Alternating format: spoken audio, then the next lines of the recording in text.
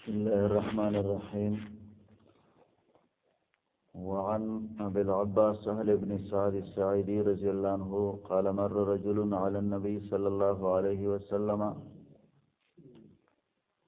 ابو العباس سهل بن سعد الساعدي رضي الله عنه فرمای چې قال مر رجل على النبي صلى الله عليه وسلم راغ یو سړی د نبی علیہ السلام په باندې فقال لرجل عنده جالس او فرمایل نبی علیہ السلام یو سړی ته چې داغه سره ناست واکې بل سړی ناست او دغه بل سړی د سره روان دی. نبی علیہ السلام د ځنه تاسو کو لکه دې سړی باره کې د سره راځي هغه ویل چې دا ډېر عزتمن سړی دی، مالدار سړی دی، غټ سړی دی او کله د چا کم د نکاح لپاره پیغام ولېږي نو خلک ولا په نکاح باندې ورکوي او کله د چا هم سفارش وکړي نو سفارش یې قبلولی شي. نبی علیہ السلام چپ شو. یعنی مطلب دا دی چې د دې سړي په دنیا کې ښه مانګ دی. که مثال طور د چا کم د رشتې لپاره پیغام ولېږي نو خلک د رشته نه منع کوي ځکه مالدار دی او اکثر خلک مالداري ته ګوري. که د چا خواله ورشي او د چا سفارش کوي چا باره کې خبره کوي نو خلک یې سفارش قبلوي. نبی علیہ السلام چپ شو. بیا بل یو سړی راغی. نبی علیہ السلام دنه تپوس وکړه لکه دې سړي باره کې څه وایي. هغه د الله پیغمبره دا خو ډېر فقیر سړی دی، دغه دی غریب دی په مسلمانانو کې. که د چا کره پیغام د نکاح ولیږي نو څوک یې نه ورکوي. که سفارش د چا وکړي نو سفارش یې څوک نه قبلوي او که دی خبرې هم کوي نو څوک ورته غوږ نه ږدي. خلک وایي که نه وایي د غریب سړي په بام څوک روجه هم نه ماتوي کې څه قیصه. نو نبي صلی الله علیه وسلم فرمایل ویل دا غریب چې دی دا غریب دا ته چې ستا رای دغه ده چې دی دغه مرتبه والا دی چې دی مثال طور چا کره پیغام ولېږي د نکاح نو خلک وله په نکاح هغه نه ورکوي او که دی د چا سفارش وکړي او که دی وینا کوي نو څوک ورته غوږ نه ږدي.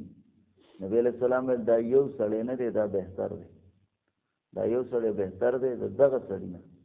دا کوم سړی چې مخکې تایات کې چې دی غټ سړی دی او مالدار دی او عزتمند دی او فلان دی فلان دی، که د دغه سړي نه دا غونډه ځمکه هم ډکه شي نو دا یو سړی که بهتر دی. د دغې د داسې سړو نه چې دغه مالداران دي غټان دي، که دا غونډه ځمکه ډکه شي نو د دغې نه دا یو سړی څه دی دا بهتر دی. نو ویل ما رأیک فی هذا دې سړي باره کې د څه رای ده؟ فقال رجل ویل یو سړي من اشراف الناس.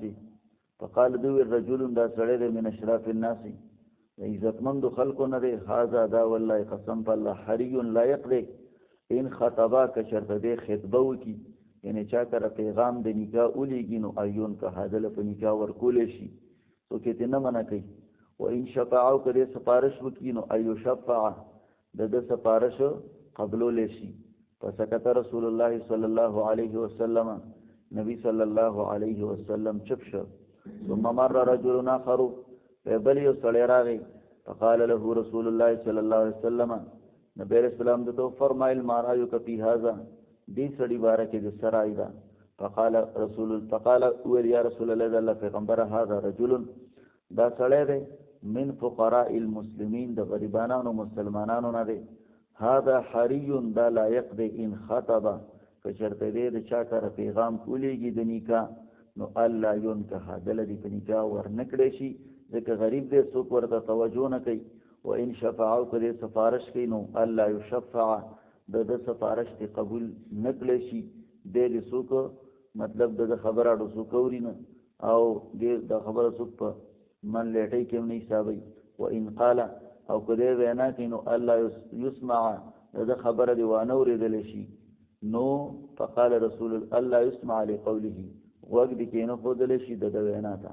فقال رسول الله صلی الله علیه وسلم نبی علیہ السلام فرمایل هذا خیر دا غریب فقیر مسلمان چې دی دا غوره دی من ملء الارض د ډکې ځمکې نه مثل هذا په شان د دغه مالداره باندې چې مالدار نافرمان دی که نه اوس که مالدار دی او فرمان بردار دی هغه بیا ځان له مسله ده هل لري مالداری ښه صفت ده او بد صفت ده کله سبب د سرکشي جوړیږي کله سبب د دینداري جوړیږي خبره پوښي نو د دې وجنا نبی رسول الله فرمایل د عزتمن چې ستا په نظر کې مالدار چې ستا په نظر کې او ته چې دا خلک خبره اوري او خلک ول په نکاح باندې ور کوي کله دغه نه دا غونډ زمکم ډکه شي کنه نو دا یو سړی ته بهتره دی نو دې کې هم د غریبۍ هغه چې کوم دی نو سره هغه فضیلت دی